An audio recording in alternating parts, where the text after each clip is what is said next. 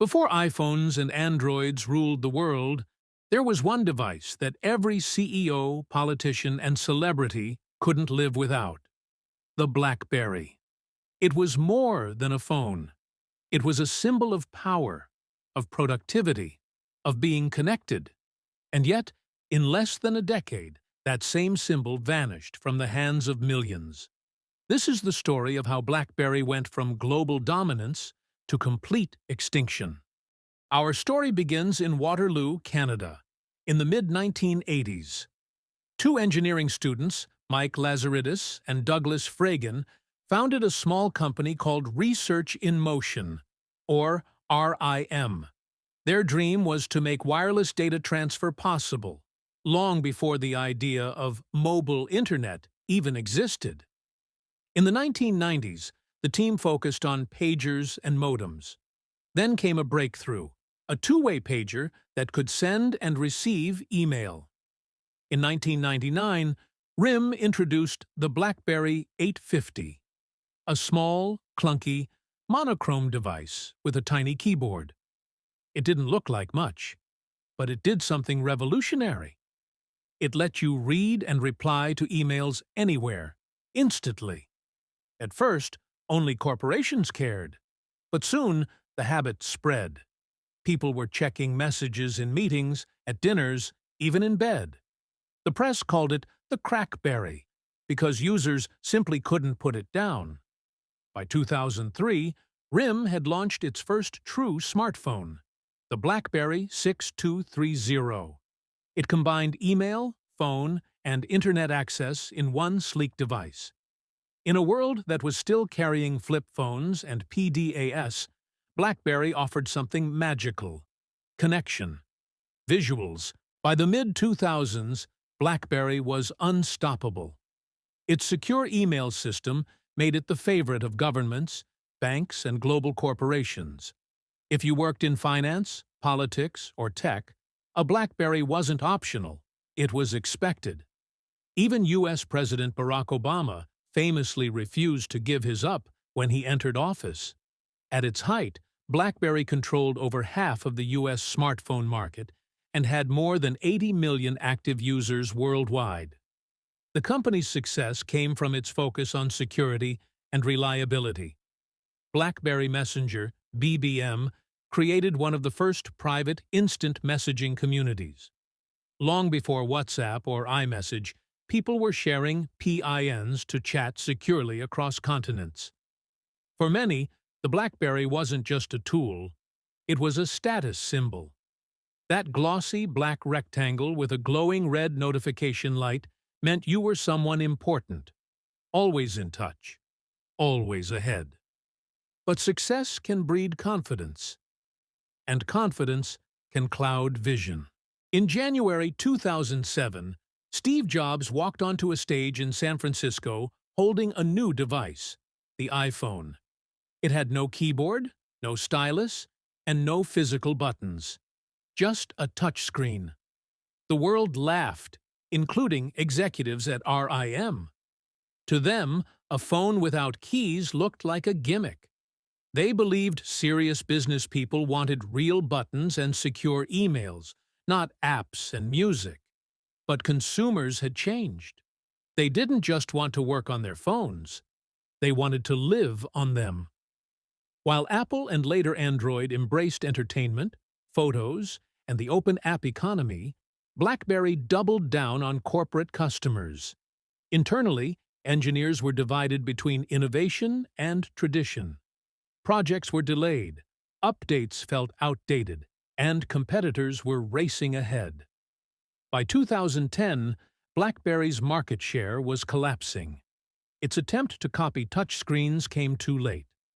The Playbook tablet flopped, and loyal users slowly migrated to Apple and Samsung. Analysts described it as a textbook example of disruption, a company so focused on protecting what worked yesterday that it ignored what the world wanted tomorrow.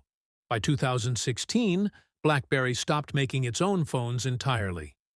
After years of decline, the company finally admitted what the world already knew. The smartphone game had changed, and BlackBerry's era as a hardware giant was over. But that wasn't the end. Not quite. Rather than disappear, BlackBerry did something few companies have the courage to do. It reinvented itself.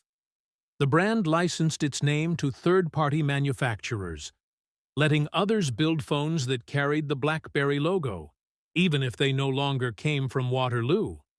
These devices tried to keep the spirit alive, the security, the productivity, the unmistakable keyboard.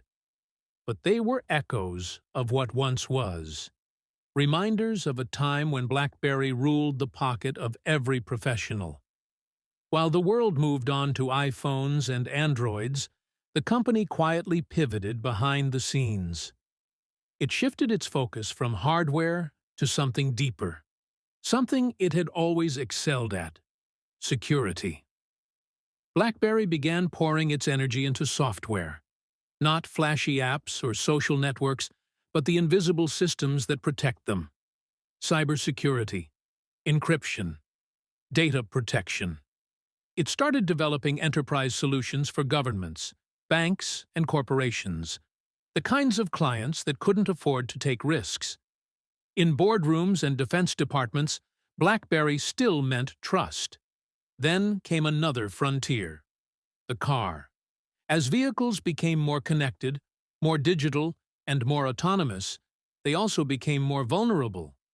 BlackBerry saw the opportunity and moved in. Its QNX operating system, once a niche product, became a backbone for the automotive world. Today, that software runs inside millions of vehicles around the globe, quietly ensuring that navigation systems, sensors, and safety features work the way they should, securely. It's a far cry from the days of BBM and blinking red lights. But in its own way, the company never stopped doing what it always did best: keeping people connected, safely. Now, BlackBerry exists in a different form. It doesn't chase consumer trends or fight for space on retail shelves. Instead, it works behind the curtain, providing digital armor for a world that's more connected and more vulnerable than ever. Its clients aren't just individuals anymore. They're cities, industries, and entire governments. When a hospital's data needs protecting, when a self-driving car needs to stay secure, when a national system faces a cyber threat, that's where BlackBerry lives now. It's quieter work. Less glamorous, maybe. But in a digital age defined by breaches, hacks, and misinformation, it's also more vital than ever. The BlackBerry of today isn't about devices. It's about defense. It's about resilience, privacy, and trust. So yes, the BlackBerry name has faded from the shelves, from pockets, from pop culture. But the company itself, it's still here.